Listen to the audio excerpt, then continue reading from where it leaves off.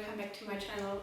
My name is Marie and I'm the person behind Journalspiration, and today is a big day, so that's why I'm in front of the camera, because Journalspiration is turning 2 in about 3 weeks, and I wanted to say a big thank you to all of you for clicking subscribe, for liking a video, for liking a picture on Instagram, for everything you did the last year. So I decided to give away 300 euros of shop credit, and it's for 3 people, so each one is getting 100 euros for the shop, so you can splurge and get everything you want to. If you want to win, you have to watch the video, and I'll put some hints here and there, and it will be a word in the end. And if you know the word, you can send it to me via email, so you can put like giveaway in the subject. I'll put you in the giveaway pot. And now I stop talking and we will watch the video.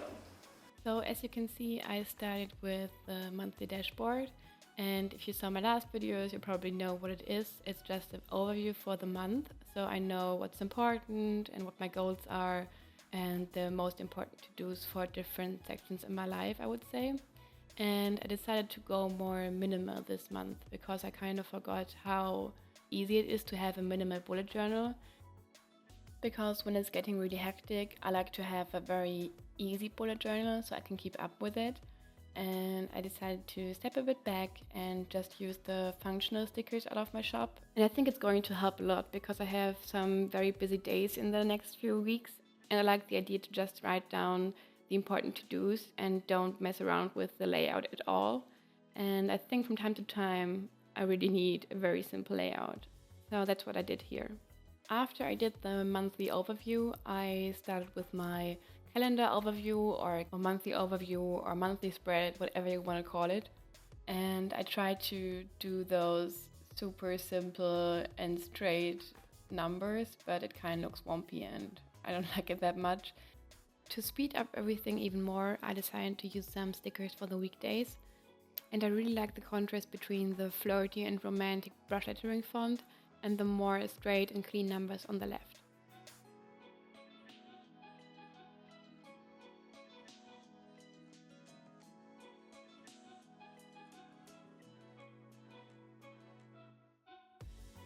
And then I used a flag sticker, a light blue one, to mark a very important date for me.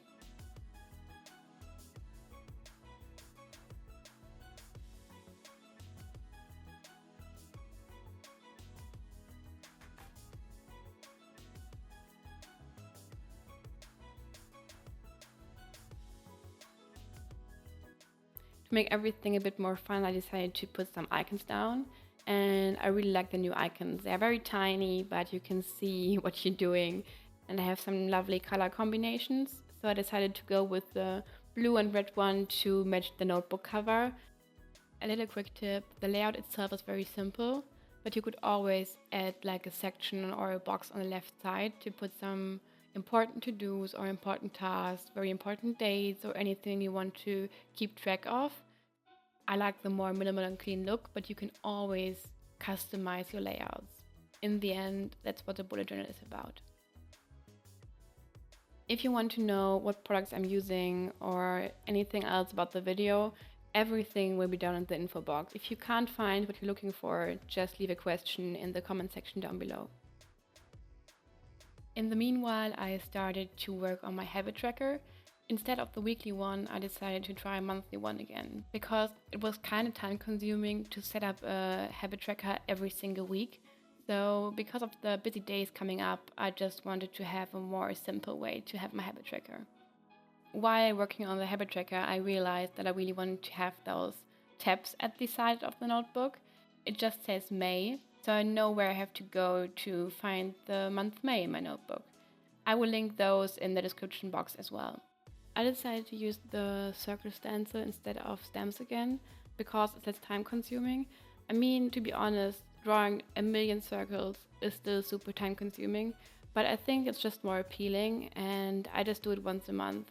So I'm just turning on my favorite TV show, and I will sit down for about 15 minutes or 10 minutes, and I will draw some circles. This month I really wanted to have a sleep tracker again. I haven't had a sleep tracker in over 6 months, I think. I really wanted to have one again because my sleep habits are so bad. There's this one thing, I saw a TED talk about it and now I really want to try it. It's called polyphasic sleep and I just want to try it so badly. So I really want to have the tracker to write down when I'm going to sleep and when I'm going to nap, so I know if it's working or not. For this I decided to do a very, very easy sleep tracker.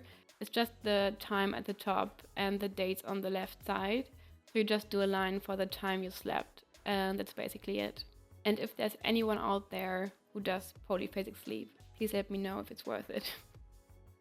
The weekly overview is not going to be very surprising for you because it's the same one I used for a year or over a year. It's just 7 boxes for the days and 1 box for to-dos for the next week or habit tracker or notes or whatever you want to use it for. So it's a very easy and very, very functional spread.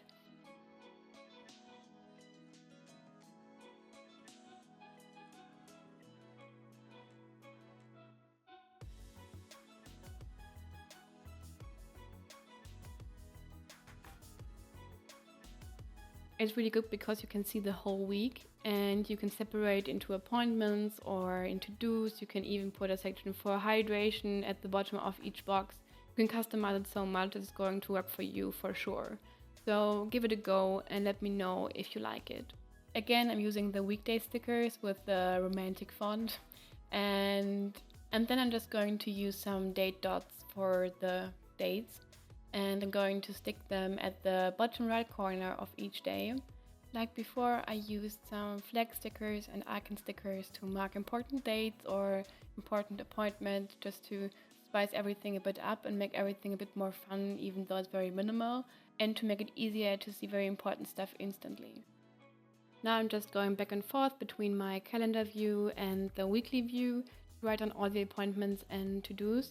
So I use boxes for to-dos and dots for appointments just to make it easier to tell them apart. The last bit is going to be for my meal planning and the grocery list.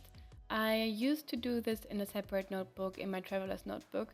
Now I want to have it more compact for the busy days, so I just have to use one notebook instead of more notebooks. So I now have 2 notebooks in my traveler's notebook. One is for general and one is for like monthly planning. And so I just transferred the meal planning and grocery list into this one. Maybe you've seen my last post on Instagram because that was my meal plan as well. My meal plan is normally just 7 boxes like the weekly spread, but in a vertical direction. So I'm going to split those into 3 sections, 1 for breakfast, 1 for lunch and 1 for dinner. Then I'm just going to put the ingredients into the grocery list. And that's basically it. But you could always do like an advanced version, so you can put like the calories in the box as well, or anything you want to note as well. So you can always customize it like all the other ones. Since I used the blood-shattering font stickers for all the weekdays, I decided to have a bit of a contrast going on, and I used the black and white label stickers with the weekdays on them. I think it's giving the spread a whole other look. It's more clean and more minimal, modern looking. I split the grocery list into 2 sections. I have 1 for processed food and 1 for fresh fruit. But you could always do like 4 sections if you have more space. If you have an A5, for example. Like in my last Instagram post, I used an A5 as well. And I had the right page for the days and the left page for the grocery list. So I had 4 sections instead of 2 sections. I kind of liked it more, but now I have limited space. So I'm just using 2 sections instead of 4.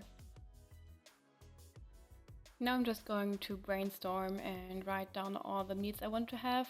And if I feel very uninspired, I'm just going onto my Pinterest and searching my recipe pin board. If you're vegetarian or vegan, I can link my Pinterest down below because I have a whole ton of recipes on there.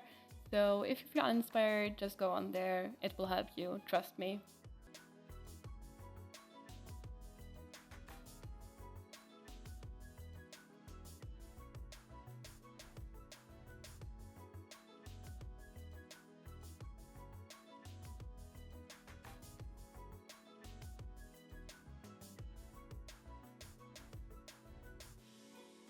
At the end, I'm always going back to erase all the pencil marks and to write everything down I maybe forgot.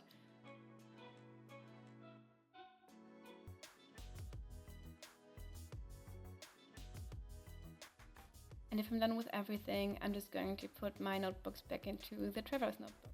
That's basically it, so let's go to the final flip through.